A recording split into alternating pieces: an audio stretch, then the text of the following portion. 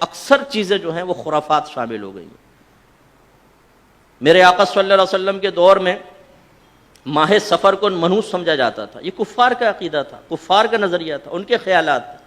سرکار نے فرمایا ولا سفر، سفر کوئی چیز نہیں ہے، اس میں کوئی نحوست نہیں ہوتی۔ ہمارے گھروں میں سفر کا مہینہ عورتیں کیا کہتی ہیں؟ خالی کا مہینہ ہے، اس میں شادی نہیں کریں۔ کیوں بھائی؟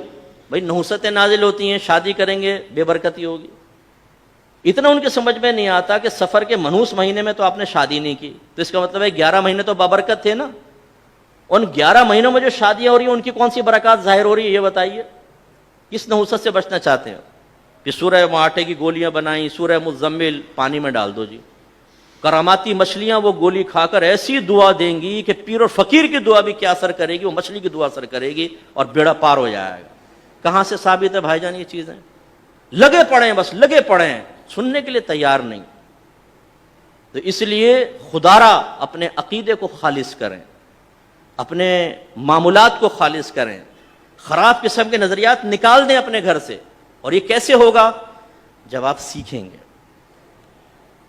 آخری ایک بات عرض کر دوں، سیکھنا کسے کہتے ہیں؟ ہمارے نزدیک سیکھنا اسی طرح 4 اسٹیپس میں کمپلیٹ ہوتا ہے۔ نمبر 1، آپ غور سے سنیں، سمجھیں، یاد کریں اور بیان کریں، ٹھیک ہے؟ اس کے ساتھ ساتھ ایک اضافہ اور کر لیجئے، ایک ہوتا ہے علم اور ایک ہے معرفت۔ علم کا مطلب ہوتا ہے آپ سطحی قسم کی جزیات، مطلب سطحی قسم کا اجمالی کوئی معلومات حاصل کر لیں، اس کو علم کہتے ہیں۔ بس انہوں نے کہا جی وضو کے 4 فرض ہوتے ہیں اور وضو 2-3 چیزیں بتائیں جس سے ٹوٹ جاتا ہے، یہ علم ہے، معرفت نہیں ہے۔ معرفت کا مطلب ہوتا ہے کہ اے سے لے کر زیڈ تک مکمل چیز کو حاصل کریں، مکمل جزیات کا علم جب حاصل ہوتا ہے اس کو کہتے ہیں معرفت۔ ہمارے پاس مختلف چیزوں کا علم ہے، معرفت نہیں ہے۔ حتیٰ کہ آپ میں سے کون ایسا ہے، علماء کی بات نہیں کر رہا ہوں، وہ عوامی بات کر رہا ہوں، صرف سمجھانے، کون ایسا ہے جو اللہ تعالیٰ کا تعارف نپے تلے الفاظ میں 2-3 جملوں میں کرا سکتا ہے؟ ہاتھ نہیں اٹھائیے، سوچیے۔ ایک ہندو آ گیا، وہ کہتا ہے اپنے خدا کا تعارف پیش کرو نپے تلے الفاظ میں، ایسا کہ اس کی جمیع تمام صفات کا احاطہ کر لیں، جو چیز اللہ کے لیے واقعی ثابت ہونی چاہیے، جس سے ہمارے رب، ہمارے معبود کا صحیح تصور پیدا ہوتا ہو، وہ بیان کریں۔ تو ہم سوچنے لگ جائیں گے کہ اللہ کا تعارف کن الفاظ سے بیان کروں۔ کوئی اگر کرسچن ہم سے پوچھے کہ اسلام کیا ہے، واٹ از اسلام، آپ بیان کریں، تو ہم سوچ میں پڑ جائیں گے کیسے اپنے اسلام کے بارے میں بیان کروں۔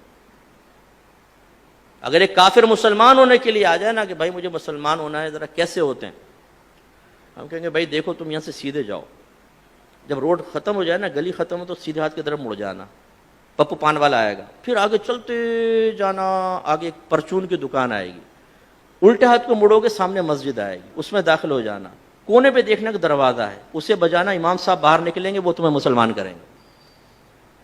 یعنی ہمیں مسلمان تک کرنا نہیں آتا، ایک کافر کو مسلمان کیسے کرنا اور ایک مرتد کو مسلمان کیسے کرنا ہے، کلمہ گو تھا کافر ہو گیا، ان دونوں کو مسلمان کرنے کے طریقے جدا گانا ہے، دونوں کی ریکوائرمنٹ مختلف ہوتی ہیں۔ ہمیں معلوم ہے ہم سب کو کیا ہے، معرفت نہیں ہے۔